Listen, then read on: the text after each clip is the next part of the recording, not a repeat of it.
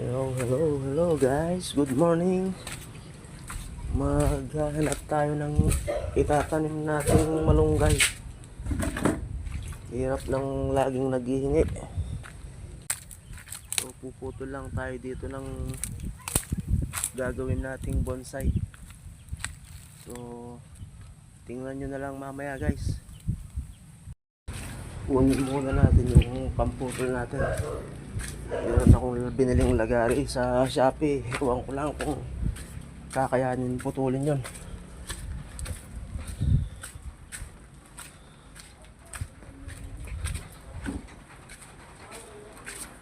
So ito nga pala yung binili kong lagari. Ang liit lang. Kayang putulin yung puno ng katawan ng malunggay na itatanim natin. So ayan guys, subukan natin putulin. So maliit lang yung gagawin natin, siguro hanggang dito lang.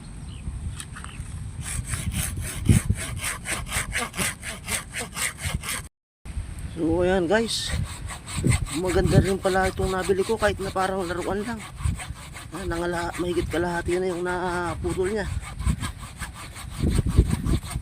Oo.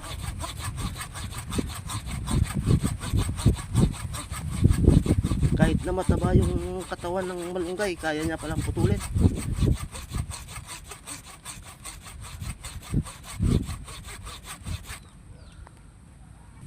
So ayan guys, naputol na natin. Matalim din pala itong lagaring nabili ko. 40 pesos lang. Kaya niya palang putulin yung ganito kataba na katawan ng malunggay. Ayan guys, naputol na siya. Itatanim natin to sa timba. Gagawin natin siyang bonsai malunggay. Meron na siyang dahon.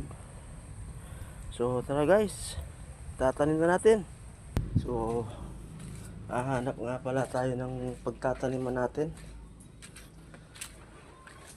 Meron akong pinutol na timba rito na maliit, medyo malaki. So yan, dito natin itatanim, dito sa pinutol kong timba na to. Saktong-sakto siya dito guys. Ay, mayroon na siyang dahon, no? So ilang araw lang pwede na nating harvestin yan. So dito natin sa itatanim, dito sa timbang pinutol natin. Palagyan natin ng lupa. Dito sa may bandang gilid natin ng pader itatanim. Dito natin sila lagyan ng lupa. So meron tayong nakareding lupa dito na pwede natin gamitin. Yung in-stock ko na lupa, meron siyang mga halong to. Mayroong magandang taniman ng lupa na in-stock ko dito, nakakasako. Ayan, so ito yung ilalagay natin para maganda yung natin, malunggay. Mataba itong lupa na to guys. May mga fertilizer yan. Ayan, mayroong rice hull. Ayan, so ito yung ilalagay natin mga idol. So ito yung nagtatanim ako, meron ako naka-reading mga lupa na nilalagay ko sa paso. Ayan, lupa rin yan, nakasira na yung sako. So tara, lagay na natin doon sa timba. So ito na guys, lalagyan na natin ng lupa. Ibuhos lang natin itong lupa na nasa sako. Sumabit pa.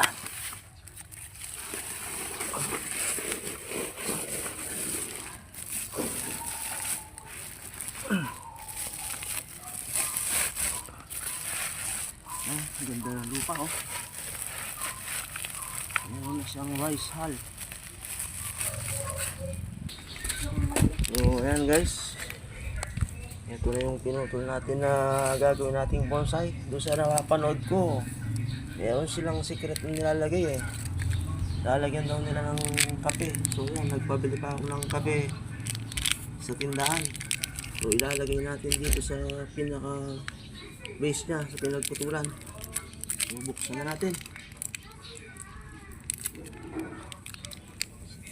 Ay, ang bango ng kape. Kaso hindi ako umiinom ng kape. So, lalagyan natin ng kape yung ating pinaka base.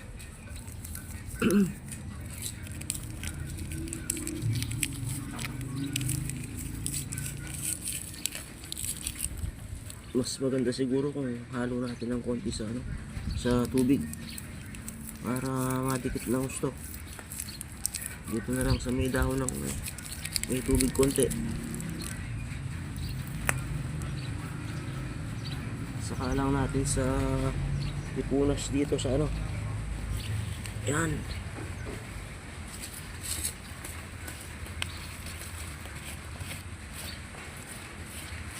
Hindi ko alam kung ano yung epekto nito guys, pero gagayahin ko lang yung napanood natin sa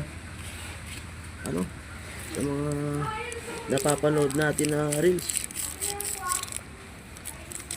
Kulang na lang asukal guys, saka mainit na tubig para sa mga mahilig magkape. O yan.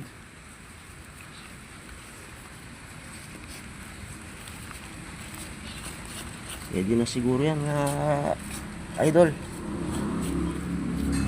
So siguro tanggalin na natin tong bandang ilalim na sanga. Mabilis lang naman yan dumami. Lagyan na rin natin ng kape. Yung ating bonsai malunggay. So sa susunod na video mga idol, abangan ninyo kung anong resulta ng tinanim natin.